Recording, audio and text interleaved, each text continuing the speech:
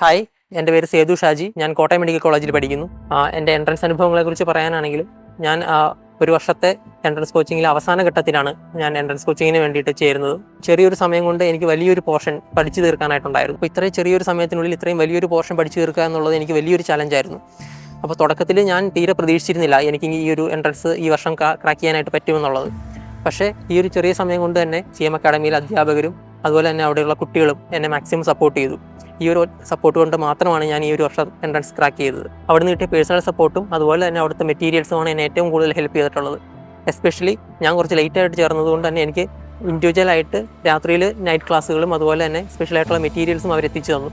അപ്പോൾ അത് ഞാൻ കൃത്യമായിട്ട് ഫോളോ ചെയ്തപ്പോഴാണ് എനിക്ക് ഒരുപാട് പോർഷൻസ് കവർ ചെയ്യാനായിട്ട് സാധിച്ചത്. പ്രത്യേകിച്ചും എനിക്ക് എടുത്തു പറയാനുള്ളത് ഫിസിക്സിൻ്റെ കാര്യമാണ്.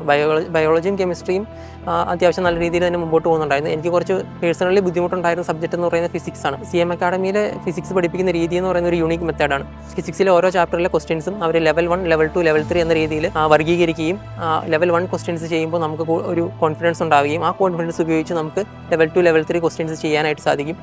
അപ്പോൾ നമുക്ക് ആ ഒരു ചാപ്റ്ററിനെ കുറിച്ച് ആ ചാപ്റ്ററിലെ കോറായിട്ടുള്ള കൺസെപ്റ്റുകളും ആ ചാപ്റ്ററിലെ ക്വസ്റ്റ്യൻസും എല്ലാം നമുക്ക് കൃത്യമായിട്ട് ചെയ്യാനായിട്ട് സാധിക്കും.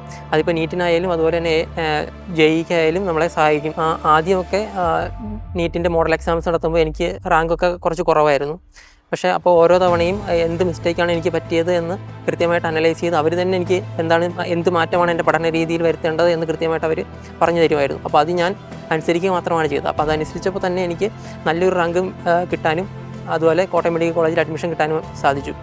റിപ്പീറ്റ് ബാച്ചിൻ്റെ അവസാന ഘട്ടത്തിൽ വന്ന് ചുരുങ്ങിയ സമയം കൊണ്ട് എനിക്ക് നീറ്റ് ക്രാക്ക് ചെയ്യാൻ സാധിച്ചത് എൻ്റെ പൊട്ടൻഷ്യൽ തിരിച്ചറിഞ്ഞ് CM അക്കാഡമി തന്ന പേഴ്സണൽ സപ്പോർട്ട് കൊണ്ടാണ്. നിങ്ങൾക്കും നിങ്ങൾ ആഗ്രഹിച്ച മെഡിക്കൽ കോളേജിലേക്ക് എത്താൻ സാധിക്കട്ടെ. All the best.